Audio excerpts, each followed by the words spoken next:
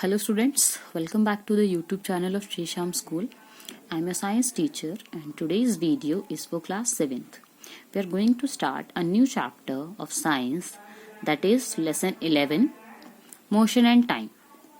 So motion and time start करने वाले हैं हम इस क्लास में आज से.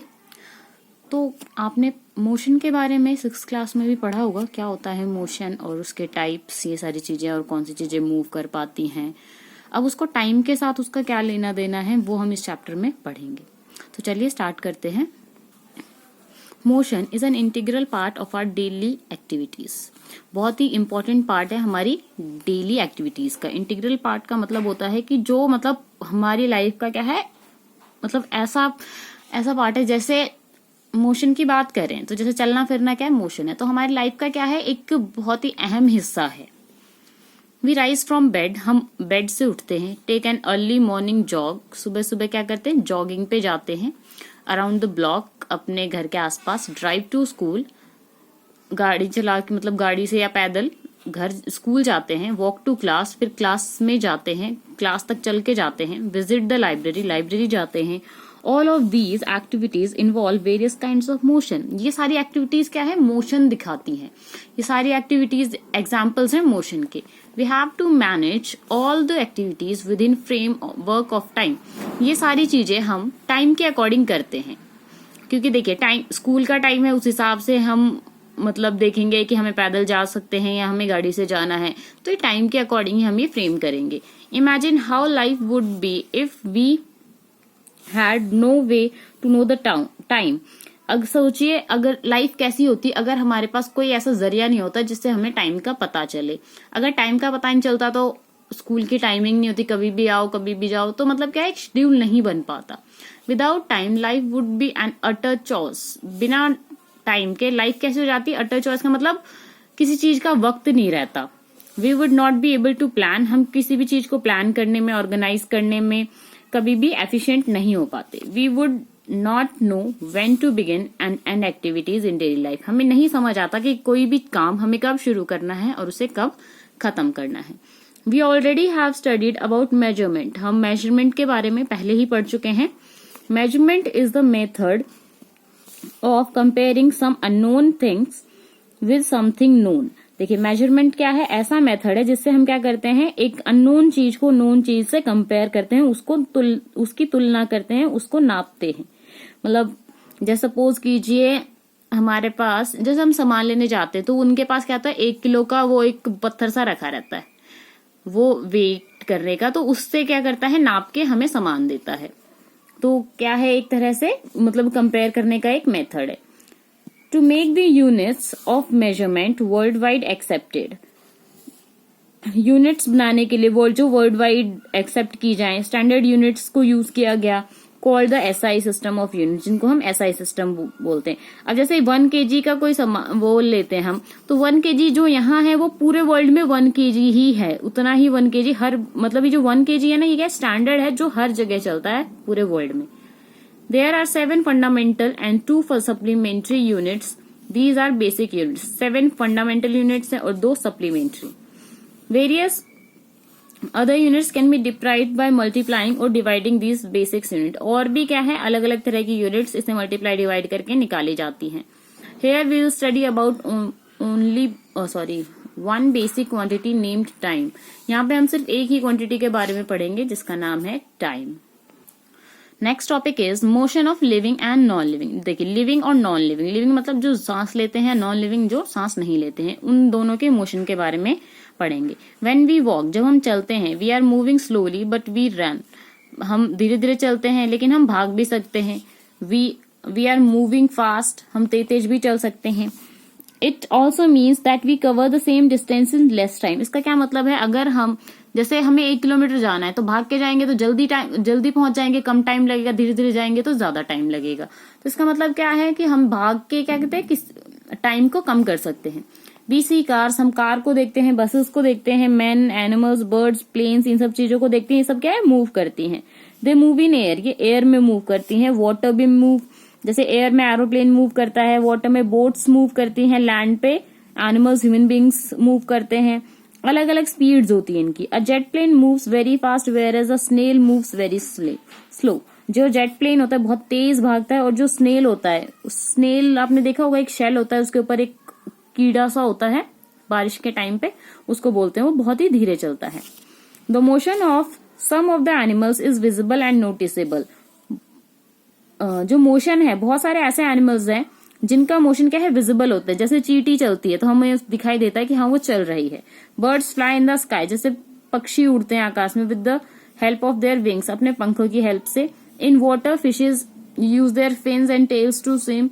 वाटर के अंदर फिश अपने फेन्स का यूज करती हैं और अपनी पूंछ का यूज करती हैं ताकि वो इजिली स्विम कर पाए। Snakes creep on the ground on using their body. जो सांप होते हैं वो रेंगते हैं जमीन पर अपने शरीर की हेल्प से।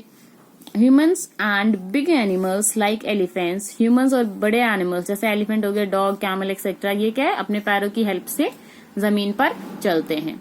We know that plants do not show motion like animals. हम जानते हैं कि जो प्लांट्स होते हैं वो एनिमल्स की तरह मूव नहीं करते हैं। एनिमल्स की तरह वो मूव नहीं करते हैं एक जगह से दूसरी जगह।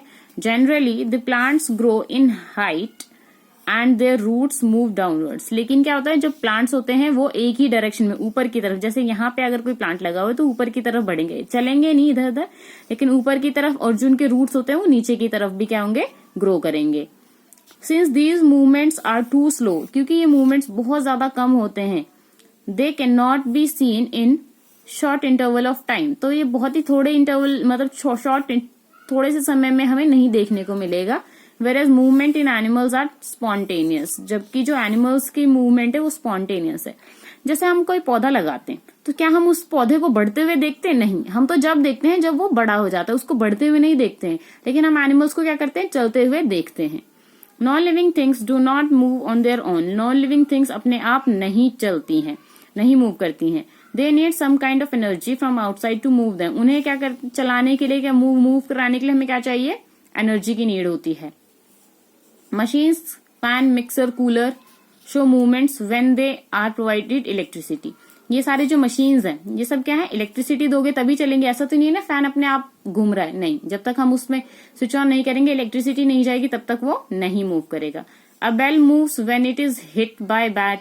बेल जो होता है, जो घंटी होती है स्कूलों में, उसको क्या, वो कब रिंग होती है, जब तक उससे बैट से हिट नहीं करते, जब तक हम उस पर मारेंगे नहीं तब तक वो नहीं बजेगा। Buses and scooters move due to the energy provided by petrol. Bus, scooter, जब हम उसमें पेट्रोल डलवाते हैं तभी वो चलता है।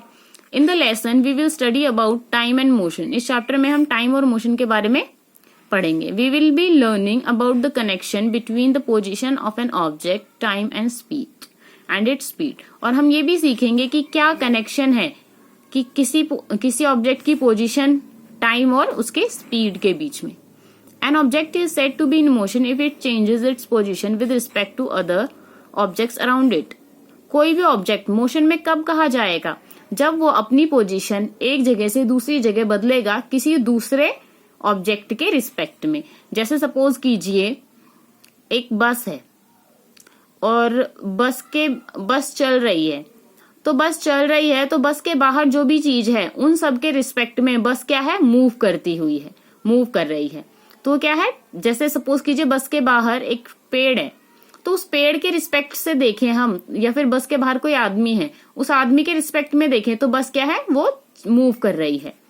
If the position of bus changes with respect to houses, trees, poles etcetera present by the road side. जैसे मैंने अभी आपको रोड के साइड में कोई चीजें होती है, जैसे ट्री हो गया, पोल हो गया, या कोई आदमी हो गया, तो उसको हम देखेंगे तो वो उसकी पोजीशन चेंज हो रही है, मतलब क्या है, वो मूविंग है। Then the bus is said to be in motion. तो बस क्या है, मोशन में है with respect to these bodies, उन बॉडीज के अकॉर्डिंग। जैसे पेड़ है तो पेड़ के रिस्पेक्ट में वो जो बस है वो क्या है, मूविंग है।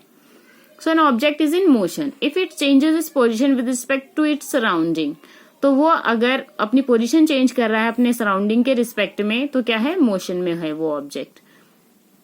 These stationary surroundings are called reference point और origin. इन stationary surrounding को क्या बोलते हैं, रेफरेंस पॉइंट या फिर origin बोलते हैं। तो आपको समझ आया, मतलब कोई भी ऑब्जेक्ट मोशन में कब होता है, जब वो अपनी जगह एक जगह से दूसरी जगह बदलता है किसी दूसरे ऑब्जेक्ट के रिस्पेक्ट में। नेक्स्ट टॉपिक है हमारा relation between rest and motion. Rest और मोशन में क्या है, क्या रिलेशन है वो हम देखते हैं। Relation between rest and motion, a continuous change in the position of an object relative to other object is called mechanical motion। देखिए mechanical motion क्या है, एक continuous change, लगातार change हो रहा है किसी ऑब्जेक्ट की पोजीशन में relative to the other object, किसी दूसरे ऑब्जेक्ट के रिस्पेक्ट में ले रहे हैं हम, तो उसको मैकेनिकल मोशन बोलेंगे। A man sitting in a train, कोई आदमी ट्रेन में बैठा है, is moving relative to the railway track, farms, mountains, railways, etc. But he is at rest with respect to the person sitting in the same coach। देखिए इसका मतलब समझिए, suppose कीजिए ट्रेन में जा रहे हैं आप, ट्रेन में आप बैठे हैं और आपके साथ कोई आदमी बैठा हुआ है, ठीक है, तो आप एक दूसरे के रिस्पेक्ट में तो क्या है, रेस्ट पे हैं, क्योंकि आप भी बैठे हुए हैं और वो भी बैठा हुआ है। लेकिन ट्रेन आपकी क्या है, मोशन में। लेकिन बाहर जो ट्रेन से बाहर जो आदमी है, पेड़ है या फिर माउंटेन्स हैं, कुछ भी है, उनके रिस्पेक्ट में आप मोशन में हैं। ट्रेन से बाहर जो चीजें हैं उनके रिस्पेक्ट में आप मोशन में, और ट्रेन के अंदर जो चीजें हैं उनके रिस्पेक्ट में आप रेस्ट पे हैं। तो ये चीजें आपको समझना बहुत ही जरूरी है। यही रिलेशन है मोशन और रेस्ट एंड मोशन का। For a man moving in a bus, कोई आदमी बस में मूव कर रहा है, trees, buildings etcetera appear to be moving in backward direction. जब आप बस में जाते हो तो आप देखोगे कि जो भी चीजें हैं वो आपको पीछे की तरफ भागती हुई नजर आती हैं।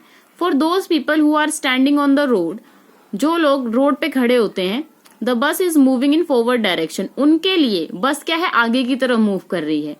Eight the same time people sitting in the bus not changing their position respect to each other, उसी टाइम पे जो बस के अंदर बैठे हुए लोग वो तो अपनी पोजीशन नहीं चेंज कर रहे हैं। सपोज कीजिए मैं भी बैठी हूँ और आप भी बैठे हो, तो हम दोनों तो एक दूसरे के लिए रेस्ट पे है ना, हम तो अपनी पोजीशन चेंज नहीं कर रहे हैं। So they appear to be at rest, तो वो रेस्ट पे माने जाते हैं। So rest and motion relative terms, इसलिए रेस्ट और मोशन क्या है, रिलेटिव टर्म्स है। A body that does not change its position with respect to others is said to be at rest. एक बॉडी जो अपनी पोजिशन चेंज नहीं करती है उसको बोलते हैं हम रेस्ट या फिर स्टेशनरी। तो मोशन और रेस्ट की डेफिनेशन आपको आनी चाहिए। नेक्स्ट है हमारा पोजीशन एंड डिस्प्लेसमेंट। पोजीशन और डिस्प्लेसमेंट क्या होता है, देखिए द फर्स्ट स्टेप, सबसे पहला स्टेप है the study of motion is to describe the position of a moving body. देखिए फर्स्ट स्टेप में क्या है, मोशन की स्टडी, मोशन के बारे में जानना, किस लिए, ताकि हम ये पता लगा सकें कि मूविंग बॉडी की जो पोजीशन वो क्या है, कि कोई मूविंग बॉडी कहाँ पे है अभी, इसका पता लगा सके। कंसीडर अ बस मूविंग ऑन अ रोड, कोई भी हमने मान लिया कि मतलब कोई बस है वो रोड पे मूव कर रही है, चल रही है। In order to find the position, उसकी पोजीशन फाइंड करने के लिए at some particular point we require a reference point और origin for measuring the position.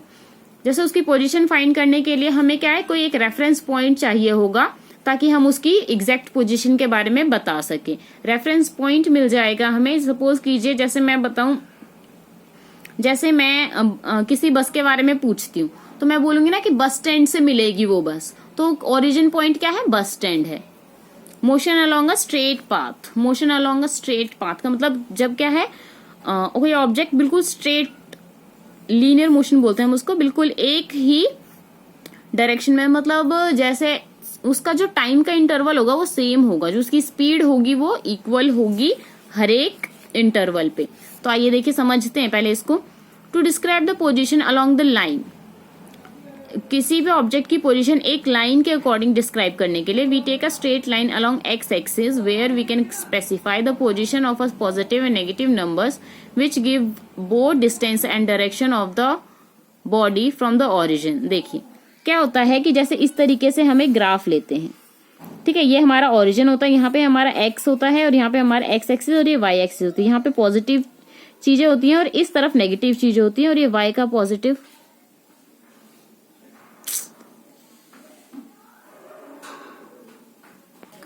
तो ये एक्स एक्सिस होता है जहाँ पे ये हम एक्स पे पॉजिटिव वैल्यू लेते हैं और इस तरफ हम नेगेटिव वैल्यू लेते हैं एक्स की, और इस तरफ हम नेगेटिव वैल्यू लेते हैं वाई की, ये वाई की पॉजिटिव वैल्यू है, ठीक है। तो अगर सपोज कीजिए एक स्ट्रेट लाइन की जब जो मोशन होती है बिल्कुल स्ट्रेट लाइन में, ठीक है, तो तब वो जो होता है हमारा लीनियर मोशन होता है। देखिए कैसे आता है, जब हम सपोज कीजिए ये हमारा डिस्टेंस है और ये हमारा टाइम है, तो हम क्या करेंगे, जैसे हम 10 किलोमीटर 5 मिनट में गए हैं, ठीक है, फिर उससे अगले 10 किलोमीटर में 5 में भी जाएंगे, उससे अगले 10 किलोमीटर में भी 5 में ही जाएंगे। मतलब ये है कि डिस्टेंस भी सेम और टाइम भी सेम लग रहा है तो वो हमारा लीनियर मोशन होता है।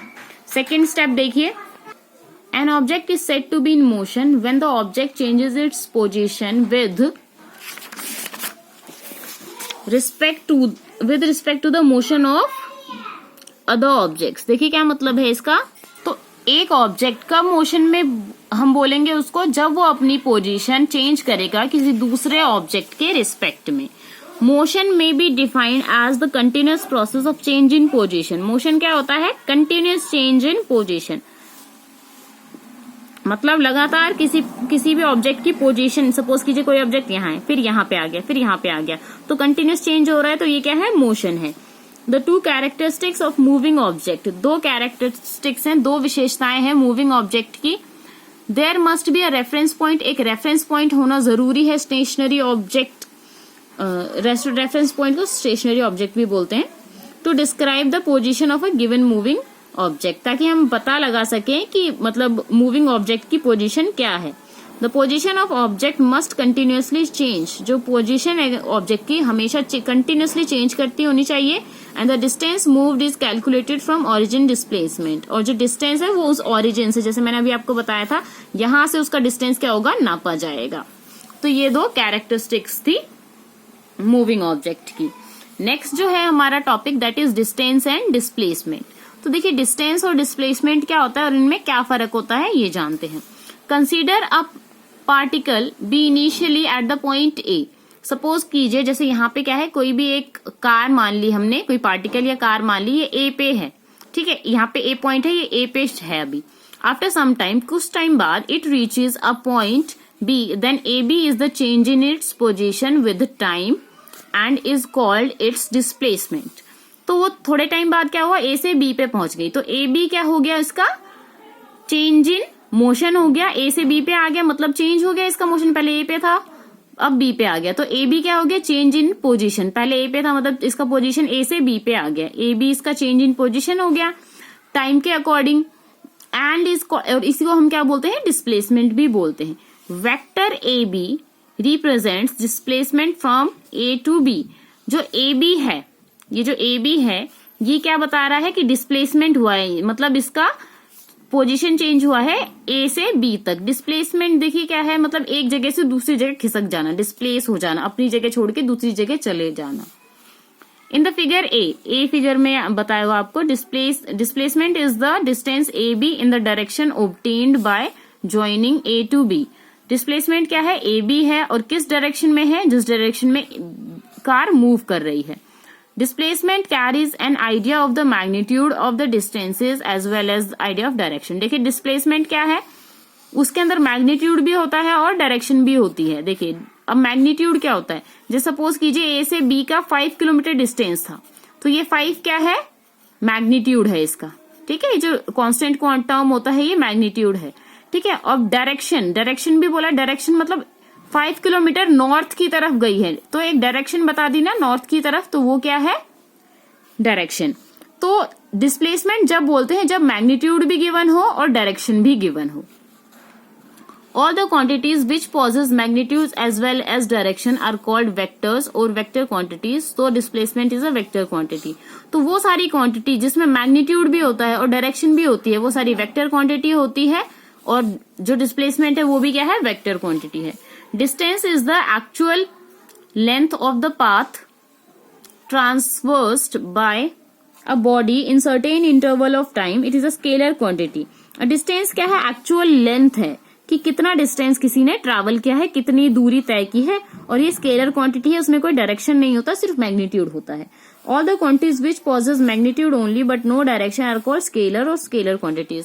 जो जैसे कि अब मैंने बताया, जो क्वांटिटी सिर्फ मैग्नीट्यूड रखती हैं, डायरेक्शन नहीं होता है उनका, तो वो स्केलर क्वांटिटीज होती हैं।